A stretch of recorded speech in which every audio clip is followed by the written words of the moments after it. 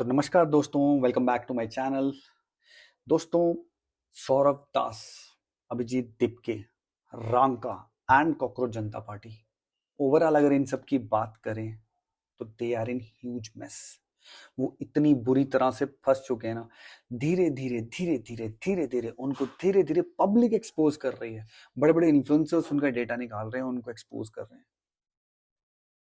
मतलब कि एक इनका जो एक सोचा था इन्होंने कि हम जेनजी के दिल में जगह बनाएंगे, हम जेनजी के दिमाग में जगह बनाएंगे, हम एक क्रांति लाएंगे। ना ना ना ना ना ना, ये क्रांति वाली बात तो भूल जाएं।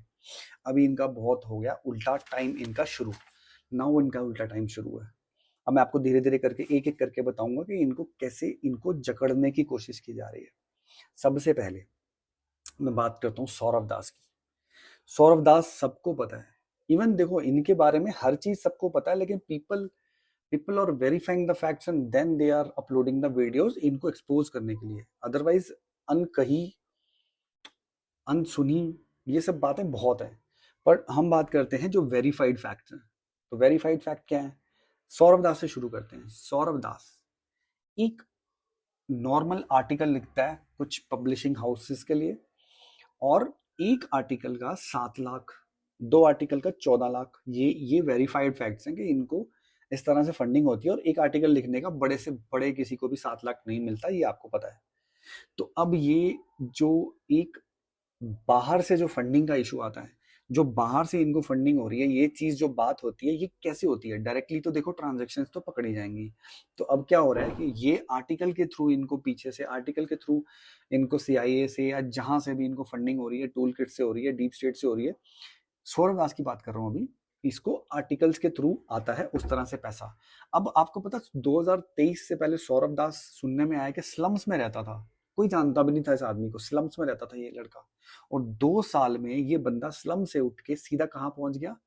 GK, greater Kailash, new Delhi, जहां का किराया है 10 लाख। अब कोई मेरे को एक चीज बताओ, he is not full time influencer, तो how he is earning 10 lakh देने के लिए किराया? और वो भी कहाँ पे? GK is very posh area, and जहाँ पे कपिल सिब्बल का घर है, जहाँ पे आप हीरो के मालिक का घर है, और बड़े बड़े लोग रहते हैं। इसका ग्राउंड, उसके बाद सुनने में आया कि बड़े बड़े लोगों को ये बुला के, बड़े बड़े लोगों को बुला के ये करते हैं पार्टीज। अपने ग्राउंड फ्लोर घर मिला है इनको, जीके में जो मिला है, विद गार्डन, विद पता नहीं क्या स्विमिंग पूल वगैरह, बहुत बड़ा घर है और बहुत सारे नौकर चाकर हैं। तो अब पॉइंट ये आता है कि ये बंदा, इसको कितना फंडिंग आ रहा होगा जो ये बंदे के पास एक 8 लाख के घर में रहने के लिए पैसा है।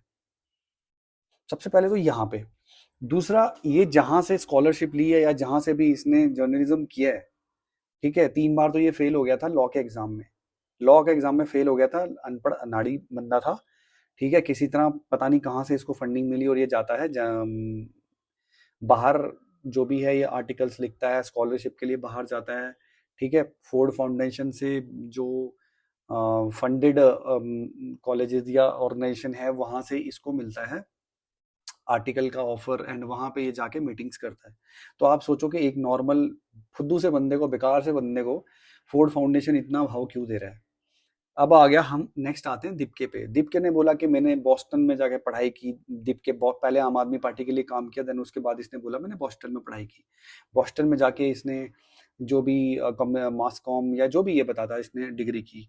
ठीक है, तो हम सभी इसको पढ़ा लिखा समझ रहे थे, हालांकि भारत में आके इसने अनपढ़ों वाली हरकतें करना शुरू की, और इसको बकायदा बहुत, मतलब हेट इसके लिए तो इतना है ना, मतलब भारत में कि अब ये ओपन में नहीं चलता है, ये अपने साथ 7 8 10 गार्ड लेके चलता है। इसको पता है कि मुझे लठ बजेंगे, मुझे थप्पड़ भी पड़ेंगे, और थप्पड़ पड़े भी हैं इसको।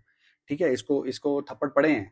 तो ये समझ चुका है कि मैं जो जो कुत्ता होता है ना, वो झुंड में ही चलता है, और शेर अकेला चलता है। तो ये कुत्ता है, ये झुंड में चलता है, इसके आगे पीछे 10 लोग 12 लोग हमेशा रखता है ये, क्योंकि इसको पता है कहाँ से आगे कोई थप्पड़ मार देगा, इंक फेंक देगा, पता नहीं।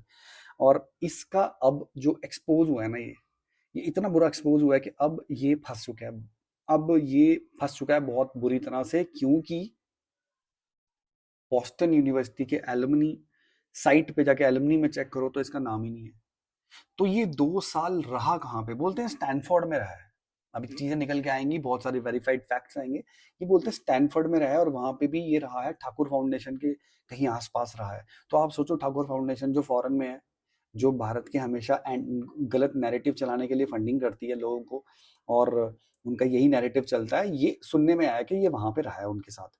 अब सबसे बड़ी बात ये कि अगर ये 2 साल बॉस्टन में यूनिवर्सिटी के लिए जो लोन लिया था इसने, तो ये लोन कैसे मिला इसको? इसके फादर हैं, 65,000 उनकी सैलरी है, और बोलते हैं कि बहुत ही प्रॉपर्टी है इनके पास, 3 मंजिला 4 मंजिला घर है। कैसे बन गया भाई? एक 65,000 की सैलरी वाले बंदे का घर कैसे बन गया? ये चीज़ ज़रूर एजेंसीज़ को वेरीफाई करनी चाहिए, इसके फादर को भी वेरीफाई करना चाहिए, उसकी भी चेक करनी चाहिए। मतलब मेरे कहने का मतलब ये है, ठीक है? आपको बहुत सारी चीज़ें निकलेंगी, ये पूरी फैमिली करप्ट निकलेगी, देखना। अब दीप के जो लोन वोन लेके गया, वो लोन का पैसा कहाँ छोड़ा, क्या किया, ये अभी आने वाला टाइम बताएगा। तो दीपके की डिग्री एक्सपोज हो चुकी है, डीपके एक्सपोज हो चुके हैं। जब ये 2 साल का जो पीरियड बताता है, जब ये बॉस्टन में था, तब इसको यहाँ पे चंडीगढ़ मोहाली में इसने ऑर्डर किए हुए हैं, पिज्जाज ऑर्डर किए हुए हैं। तो अगर ये वहां था तो यहाँ पर पिज्जा ऑर्डर कौन करता था? अपने 100-150 रुपए के, 200 रुपए के पिज्जा के लिए कौन लड़ता था यहाँ पे जोमेटो वालों से? ये जरूर एक पॉइंट ऑफ कंसर्न है, जिसके लिए एजेंसीज को आगे काम करना चाहिए। फिर आते हैं हम रांका पे। यही तो 3 टिकट है, 3 बंदर यही तो हैं। फिर आते हैं हम रांका पे। रांका जो है वो जीवा के साथ काम किया हुआ रांका ने, और जीवा एक, और एक कंपनी है जीवा, और ये जीवा कंपनी वही है जिसको बोलते हैं इसने भारत में हमेशा गलत नैरेटिव फैलाया। ये भी गलत नैरेटिव वाली कंपनी के साथ काम किया हुआ है, और इसने हमेशा भारत को तोड़ने का ही काम किया हुआ जीवा कंपनी ने। सबसे पहली बात, अब ये तीनों का जो भांडा है ऐसा फूट चुका है ना, कि अब ये तीनों एक एक करके डेली एक्सपोज हो रहे हैं। अब इन्होंने नया काम क्या किया? देखो, अब इन्होंने नया काम ये शुरू किया है। हालांकि इनके अगेंस्ट में बहुत सारे केसेस फाइल कर दिए गए हैं, पीआईएल फाइल कर दी गई है, सुप्रीम कोर्ट ने इनको नोटिस दे रखा है, इनकी इनकी सुनवाई है वहां पे।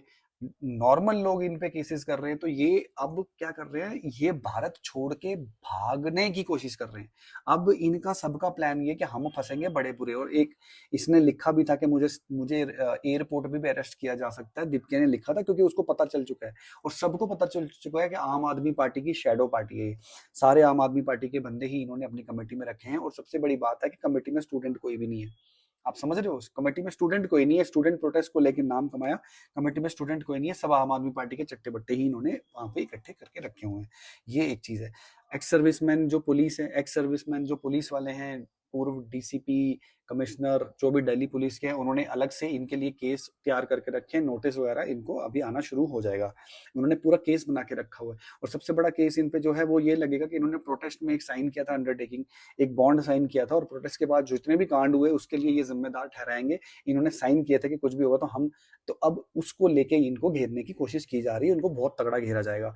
तो अब मेरे हिसाब से इनका तो उल्टा उल्टी गिनती शुरू हो चुकी है, इनका उल्टा टाइम शुरू हो चुका है। और ये भी कितना भी स्मार्ट बन ले, अभी कह रहे हैं कि हम जंतर मंतर पार्ट 2 करेंगे। जंतर मंतर पार्ट 2 के जैसे इन्होंने डिक्लेयर किया वहां पे हरियाणा के अपने 2,500 भाई जो है, वो बोले हम लठ लगा के बैठेंगे, तेल लठ में लगा के बैठेंगे, और जैसे ही ये दिखेंगे जंतर मंतर में, इनकी हम, मतलब इनको कूटना शुरू करेंगे। तो अब वो देखो, वो तो आने वाला टाइम बचाएगा। लेकिन सबसे बड़ा पॉइंट ये है कि इन पे एक्शन कब होगा, सारा भारत ये जानना चाहता है, इन पे एक्शन कब होगा। इसीलिए मैं माननीय प्रधानमंत्री जी से, होम मिनिस्टर से, और दिल्ली पुलिस से ये आग्रह करूंगा कि आपके पास जब इतने सबूत हैं, फ्रॉड के इतने सबूत हैं इनके अगेंस्ट में, तो why you are not taking action? अगर आप मेरी बात से सहमत हो तो प्लीज कमेंट में आप अपना लिख के जाना कि आप क्या चाहते हैं कि कैसे इस केस को आगे बढ़ाया जाए, कैसे इनको सजा मिले। अगर आपको वीडियो पसंद आया है तो प्लीज वीडियो को लाइक कीजिए, शेयर कीजिए, और मेरे चैनल को सब्सक्राइब कीजिए। ऐसे बहुत सारे वीडियोस के साथ फिर से आएंगे, फिर से आपको इन्फॉर्मेशन देंगे, अपडेटेड वेरीफाइड इन्फॉर्मेशन। तब तक के लिए जय हिंद, जय भारत, जय श्री राम, वंदे मातरम। प्लीज चैनल को सब्सक्राइब करके जाइएगा।